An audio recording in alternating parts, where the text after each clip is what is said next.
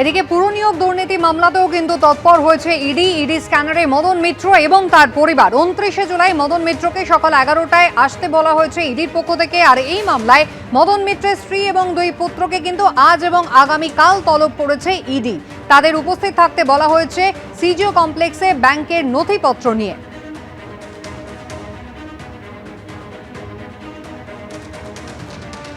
এর আগে কিন্তু 13ই জুন আপনাদের মনে থাকবে এই পুর নিয়োগ দুর্নীতি মামলায় মদন মিত্রের বিভিন্ন ঠিকানায় ইডি তল্লাশি চালিয়েছিল। দক্ষিণেশ্বরের ফ্ল্যাট থেকে বিধায়কের ভবানীপুরের বাড়ি, এই সমস্ত জায়গায় দীর্ঘক্ষণ ধরে চলে তল্লাশি।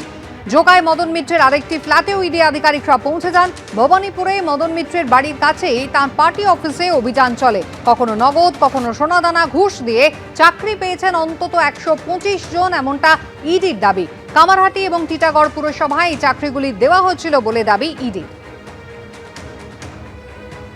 13ই জুন তল্লাশি চলেছিল মদন মিত্রের বিভিন্ন ঠিকানায়, কখনো দক্ষিণেশ্বরে, কখনো ভবানীপুরের বাড়িতে, আবার কখনো মদন মিত্রের জোকার ফ্ল্যাটে। বিভিন্ন জায়গায় পৌঁছে গিয়েছিলেন ইডির আধিকারিকরা।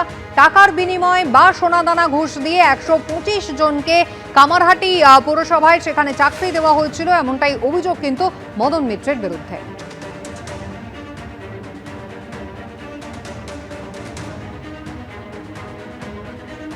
আর এই গোটা ঘটনা শুরু হয়েছিল সেই পুর নিয়োগ দুর্নীতি মামলায় অয়নশীলের বাড়ি থেকে যে সমস্ত নথিপত্র পাওয়া গিয়েছিল সেখান থেকে। পুর নিয়োগ দুর্নীতির মাস্টারমাইন্ড ধৃত অয়নশীলের ডায়েরিতে MM বলে সাংকেতিক নাম পেয়েছিলেন ইডির আধিকারিকরা। সেই সূত্র ধরে 13ই জুন মদন মিত্রের বাড়ি সহ একাধিক ঠিকানায় ইডি আধিকারিকরা পৌঁছে গেলেন।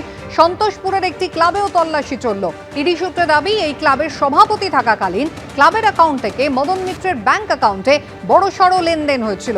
সেই টাকার সঙ্গে পুরসভার নিয়োগ দুর্নীতির কোনো যোগাযোগ আছে কিনা তা খতিয়ে দেখতেই ক্লাবের নথিপত্র দেখেন ইডির আধিকারিকরা। আর এরপরে মদন মিত্রকে কিন্তু পুর নিয়োগ দুর্নীতি মামলায় 29 জুলাই 11টার সময় ডেকে পাঠানো হয়েছে। তবে শুধুমাত্র স্ক্যানারে মদন মিত্র নন, তার পরিবারও কিন্তু নজরে। পুর নিয়োগ দুর্নীতি মামলায় ব্যাংকের নথিপত্র নিয়ে তাঁর স্ত্রী অর্চনা মিত্র এবং তার দুই পুত্র স্বরূপ এবং শুভরূপ মিত্রকে আজ এবং আগামীকাল সিজিও কমপ্লেক্সে ডেকে পাঠিয়েছেন ইডি আধিকারিকরা। টেলিফোনে মদন মিত্র জানিয়েছেন সব রকমের সহযোগিতা করতে তিনি প্রস্তুত। যদি আমায় ডাকে, আমি কোনো ডেট, অসুখ, জ্বর, কোনো বাহানা দেব না। আমি সমস্ত রকম ভাবে ইডি কে সহযোগিতা করব। এই সপ্তাহে তো আপনার পরিবার মানে আপনার স্ত্রী এবং পুত্রদেরও ডেকেছে, এই সপ্তাহে তো যাওয়ার কথা, তারা যাবেন? সবাই যাবেন, প্রত্যেকে সহযোগিতা করবেন। সেন্ট্রাল গভর্নমেন্ট এজেন্সি অফিসিয়াল আমাদের ডাকলে আমরা ফুল সাপোর্ট দেবো। আপনার ক্ষেত্রে আমি গিয়ে সমস্ত কোনো আমি ডেট মনিটরিং চেঞ্জ করা কিচ্ছু চাইবো না। খালি আমি সমস্ত রকম I assure fullest cooperation. ED একটা government agency, central government agency. এরা নিশ্চয়ই যখন দেখেছে, নিশ্চয়ই প্রয়োজন মনে করেছে। আমি একজন দেশের সাধারণ নাগরিক, আমি সর্বশক্তি দিয়ে এদেরকে সহযোগিতা করব। এই যে শিবির বদল করলেন, এর সঙ্গে কোনো সম্পর্ক আছে? আমি এসব কোনো মন্তব্য করতে চাই না। এবিপি আনন্দ, এগিয়ে থাকে, এগিয়ে রাখে।